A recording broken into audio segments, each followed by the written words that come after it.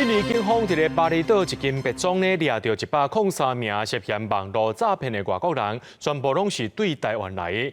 因方指控讲乱用签证和居留许可，伫当地做网络诈骗，专门骗马来西亚人，会甲因赶出境。咱的外交部是回应讲，有接到印尼移民总局的通报，会和印尼合作，也希望这印尼调查完成了后呢，赶紧把台湾的嫌犯遣送回来。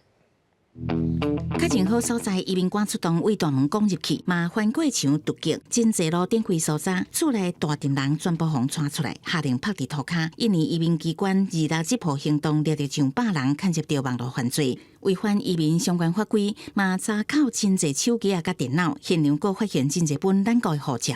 Di sana kami temukan 103 warga negara asing。罗网的嫌犯排归排，当地媒体报道，印尼执法单位掠到103外国人，本来传出其中14个人是台湾来，进一步调查发现，这人全部是台湾来，阁互人控诉乱用签证加居留许可，伫度假胜地巴厘岛这个别庄内做网络诈骗，专门骗马来西亚人，会赶紧甲人赶出境。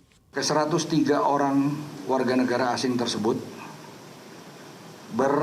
tempat tinggal di villa untuk melakukan kegiatan yang mencurigakan.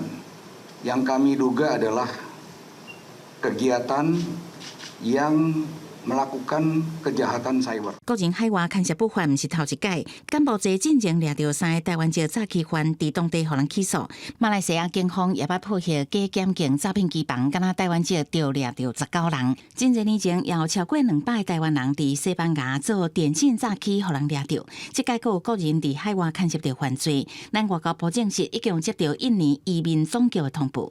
我们接收印尼。 受到印尼方面通报，这样子，我们统一由外交部发布信息。印尼当局现正依涉嫌违反印尼移民法令进行调查中，并请印尼于调查完成后，尽速将我国籍嫌犯遣送回台。外交部表示，已经有积极协调印尼提供咱国籍犯嫌名单，持续掌握相关调查进度，也请印尼伫调查完了后，赶紧把台湾籍犯嫌遣送回台。记者综合报道。